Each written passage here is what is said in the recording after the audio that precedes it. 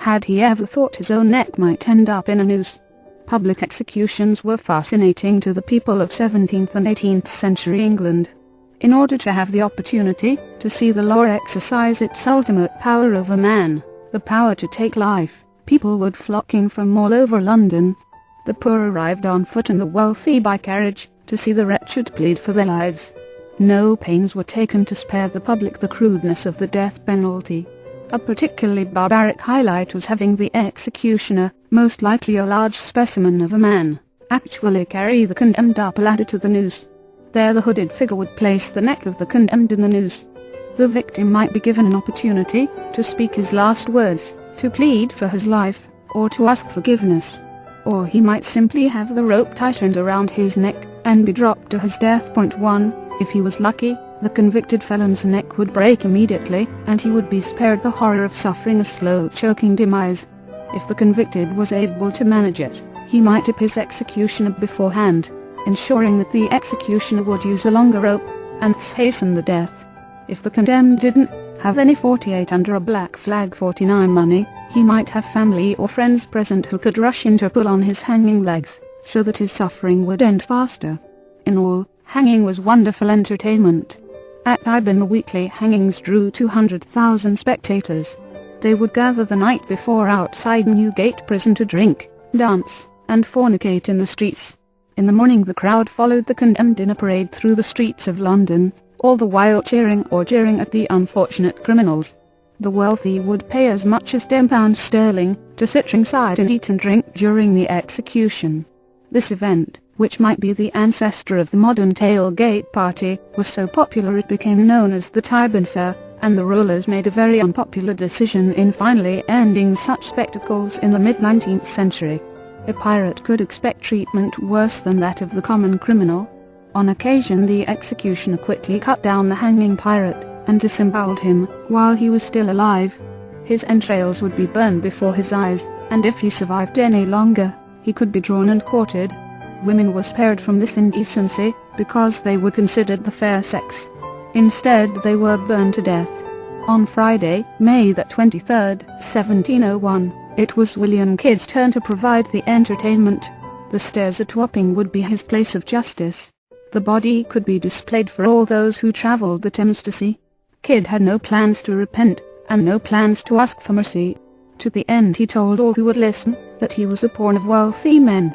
Members of the elite ruling class on both sides of the Atlantic had outfitted his ship, and helped him get a commission, and they would do a share in his gains.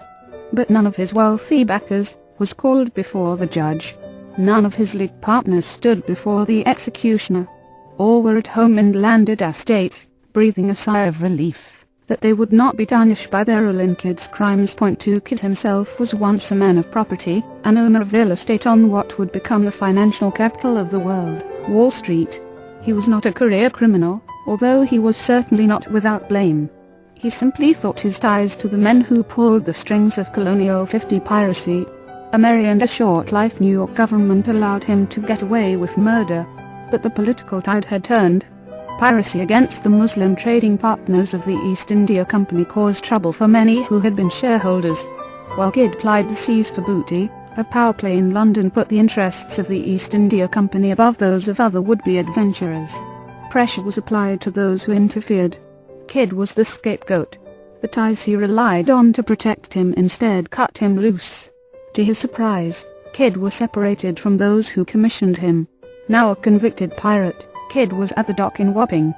Those who came for a show were not disappointed. Kidd arrived drunk and unrepentant. His last words were a speech against the liars who testified against him. He was carried to the hangman's noose and dropped. The rope broke. Dazed by the fall but still alive, Kidd was quickly carried up the ladder again by his executioner. This time the fall killed him. The legend of Captain Kidd has grown out of proportion with its reality. Kidd was no swashbuckler. He was a businessman pursuing wealth in the fashion of the day. New York City in the 1690s could be equated with the Wild West. The governor, Benjamin Fletcher, was appointed to office by the military. He arrived in New York in August 1692. As befitting a fat, greedy, mean tyrant, Fletcher attained his wealth by being corrupt. He controlled the exchange of real estate, and real estate was the first source of wealth in the colony. In a short period of time, citizens understood that to favor the governor with a bribe earned them his favor. Fletcher allied himself with Stephen Van Cortlandt, William Nicol, and Frederick Phillips by giving them large pieces of land. Fletcher soon turned his attention to another opportunity. In 1696 England passed the first of a series of ill-conceived laws limiting the colony's ability to engage in commerce. Defying such laws built some of America's greatest fortunes, and started a tradition of giving the wealthy the right to be above the law. Smuggling quickly became an under a black flag 51 accepted way to earning a living. With the European countries at war, and all shipping in danger of encountering an enemy, smuggling was scarcely more dangerous than honest shipping. Pirates and smugglers were always at risk when landing in a foreign port. Their cargoes were subject to seizure, and the pirates and smugglers were subject to arrest.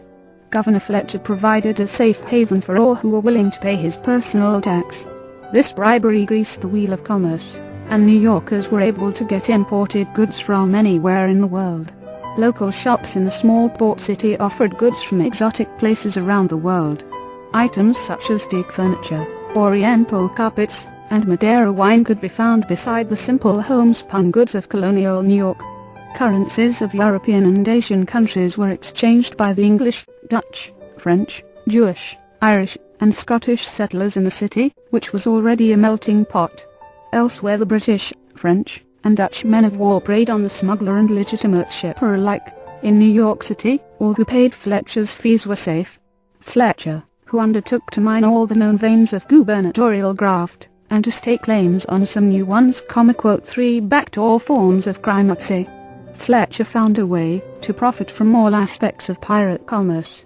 The pirate captains dined at his table, while their crews swaggered around town spending their ill-gotten money.